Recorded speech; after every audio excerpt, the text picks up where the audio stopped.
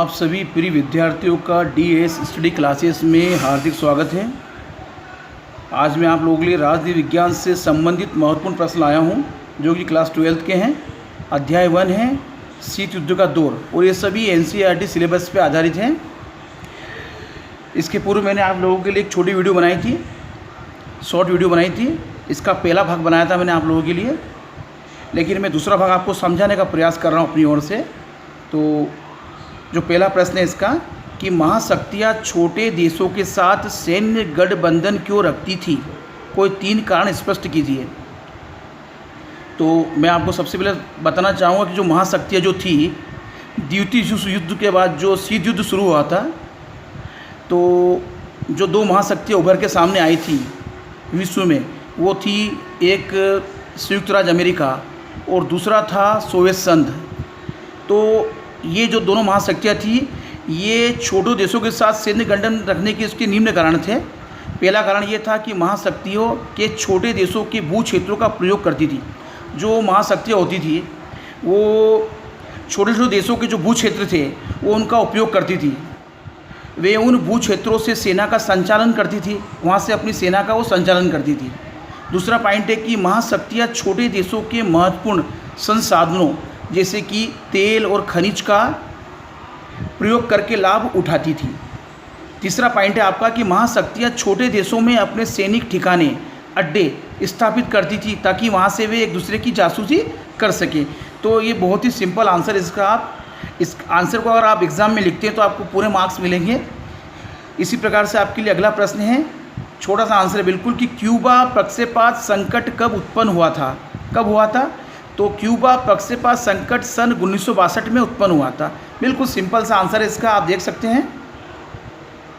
इसी प्रकार से इसका तीसरा प्रश्न है कि क्यूबा का संबंध किस देश से था, या किस देश ने मिसाइलें तैनात की थी। क्यूबा एक देश है।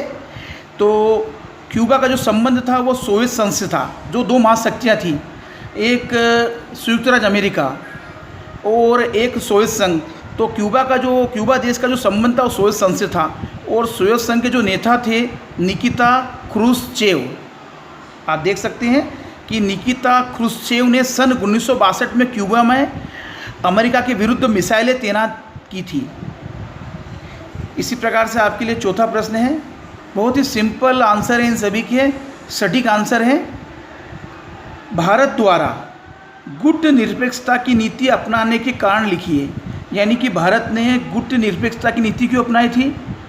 तो इसका निम्न कारण थे कि भारत द्वारा गुट निरपेक्षता की नीति अपनाने के निम्नलिखित कारण हैं। क्या कारण हैं?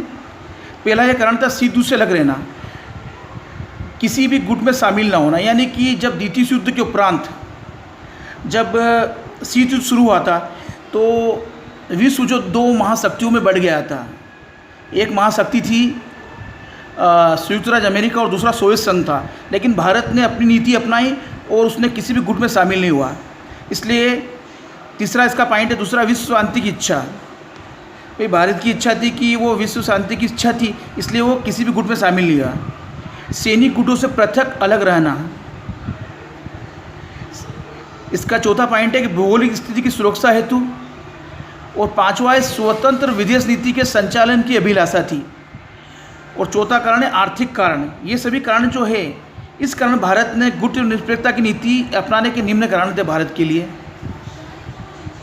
आपका अगला प्रश्न है कि शीत युद्ध के प्रति भारत का रुख कैसा था। तो शीत युद्ध के प्रति भारत की नीति न तो नकारात्मक थी और न ही निष्क्रिय। छोटा सा आंसर है, बिल्कुल सिंपल सा। सार्क की स्थापना कब हुई थी? तो सार्क की स्थापना 8 दिसंबर 1985 को हुई थी। आप देख सकते हैं आंसर बिल्कुल सिंपल आंसर है, बहुत ही महत्वपूर्ण आंसर है। संयुक्त राज्य अमेरिका की राजधानी क्या है? तो उसकी राजधानी है वाशिंगटन। जर्मनी की राजधानी क्या है? इसका आंसर है बर्लिन। आप देख सकते हैं आंसर। इसी प्रकार से फ्रांस की राजधानी क्या है? इसका आंसर है पेरिस।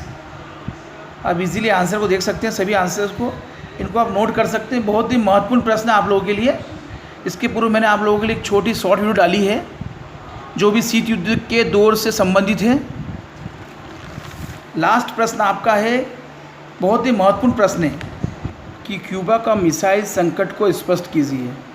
तो मैं इस आंसर को आपको बिल्कुल सिंपल वे से समझाने का प्रयास करूंगा कि क्यूबा जो एक देश है और वहाँ के जो राष्ट्रपति थे उस समय फिडेल कास्ट्रो, आप देख सकते हैं इसके अंदर आंसर को इजीली। उनका जो संबंध था उस समय सोवियत संघ के नेताओं के साथ था, यानी कि सोवियत संघ के साथ था।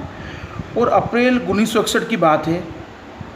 सोवियत संघ के जो नेता लोग थे उनको इस बात की चिंता थी, क्योंकि क्यूबा उनके साथ जुड़ा हुआ था, कि अमेरिका कभी भी साम्यवादियों द्वारा शासित क्यूबा पर आक्रमण कर देगा। इस बात का डर किसको था? सोवियत संघ के नेताओं को था। आप देख सकते हैं इसके अंदर आक्रमण कर देगा और वो क्यूबा के राष्ट्रपति जो उस समय जो थे फिडेल कास्ट्रो, उनका तख्ता पलट देगा। क्योंकि क्यूबा जो था अमेरिका के तट से लगा हुआ एक छोटा सा द्वीपीय देश है। क्यूबा जो है वो अमेरिका के तट से लगा हुआ एक छोटा सा द्वीपीय देश है, लेकिन क्यूबा का जुड़ाव किसके साथ था उस समय? सोवियत संघ के साथ था। और सोवियत संघ कूटनीतिक तथा वित्तीय सहायता उसको प्रदान करता था क्यूबा को। तो सोवियत संघ के जो नेता थे उस समय निकिता, आप देख सकते हैं इसके अंदर, निकिता क्रुश्चेव ने क्यूबा को रूस के सैनिक अड्डे के रूप में बदलने का फैसला किया। भाई सोवियत संघ के जो नेता थे उन्होंने सोचा कि हम क्यूबा को सहायता प्रदान करके उस वहाँ पे अपना एक सैनिक अड्डा स्थापित कर देते हैं। तो 1962 में क्रुश्चेव ने, जो कि सोवियत संघ के जो नेता थे, उन्होंने क्यूबा में परमाणु मिसाइलें अमेरिका की ओर तैनात कर दी। इन हथियारों की तैनाती से अमेरिका नज़दीकी निशाने की सीमा में आ गया। यानी जब उन्होंने वहाँ पे क्यूबा में परमाणु मिसाइलें तैनात की तो वो निशाने पे आ गया। कौन निशाने पे आ गया? अमेरिका। हथियारों की तैनाती से सोवियत संघ अब आसानी से अमेरिका के सैन्य ठिकानों शहरों पर हमला कर सकता था। इस बात का डर अमेरिका को हो गया था। अमेरिका के राष्ट्रपति जो उस समय के तत्कालीन राष्ट्रपति थे जॉन एफ कैनेडी और उनके सलाहकार ऐसा कुछ भी करने से हिचकिचा रहे थे। वो नहीं चाहते थे कि वो युद्ध करे जिससे कि दोनों देशों के बीच परमाणु युद्ध शुरू हो जाए। लेकिन अमेरिका चाहता था कि सोवियत संघ क्यूबा से अपनी परमाणु मिसाइलें हटा ले, लेकिन अमेरिका चाहता था कि जो सोवियत संघ ने जो क्यूबा में अपनी मिसाइलें तानी है अमेरिका की तरफ, वो वहाँ से हटा ले। और कैनेडी ने आदेश दिया कि अमेरिकी जंगी बेड़े को आगे करके क्यूबा की तरफ जाने वाले सोवियत जहाज़ों को रोका जाए। यानी कि जो सोवियत जहाज़ जो कि क्यूबा की सहायता के लिए जा रहे थे, अमेरिका ने आगे बढ़ के उनको रोक दिया। इस प्रकार अमेरिका सोवियत संघ को मामले के प्रति अपनी गंभीरता की चेतावनी देना चाहता था। वो उसको बताना चाहता था कि वो इस मामले में गंभीर है। ऐसी स्थिति में लगा कि युद्ध होकर रहेगा। इसी को क्यूबा मिसाइल संकट के रूप में जाना गया है। अंततः दोनों पक्षों ने युद्ध को टालने का फैसला किया और दुनिया ने चैन की सांस ली। तो ये बिल्कुल सिंपल आंसर है कि क्यूबा जो एक देश है और वो बिल्कुल जैसा कि आंसर में है कि एक छोटा सा द्वीपीय देश है और अमेरिका के तट से लगा हुआ है, लेकिन उसका झुकाव किस ओर था? सोवियत संघ की ओर था। और सोवियत संघ के नेताओं को इस बात की चिंता थी कि अमेरिका जो है वो क्यूबा पे आक्रमण कर सकता है, इसलिए उसने वहाँ पे एक सैनिक अड्डा स्थापित किया और अपनी परमाणु मिसाइलें जो अमेरिका की ओर तैनात कर दी। तो यही एक बहुत ही बड़ा क्यूबा का मिसाइल संकट था जो कि मैंने आपको समझाया है। और आप आंसर को देख सकते हैं इजीली, बहुत ही सिंपल आंसर है। अगर आप इसको ध्यान से पढ़ेंगे समझेंगे तो आपको बिल्कुल समझ में आ जाएगा। और ये बहुत ही महत्वपूर्ण प्रश्न है आप लोगों के लिए। तो आप वीडियो पूरी देख लें ढंग से, आसानी से आप देख सकते हैं, इसको नोट कर सकते हैं और अपनी भाषा में आप इसको लिख सकते हैं। तो मेरी आप सभी से रिक्वेस्ट है कि आप चैनल से जुड़ जाएं। मेरा प्रयास रहेगा आपको अच्छे ढंग से समझाने का कि आपको सभी आंसर ढंग से समझ में आ जाए और आपकी एग्ज़ाम के लिए बहुत ही लाभदायक हो ये सभी चीज़ें। तो thank you very much for watching this video.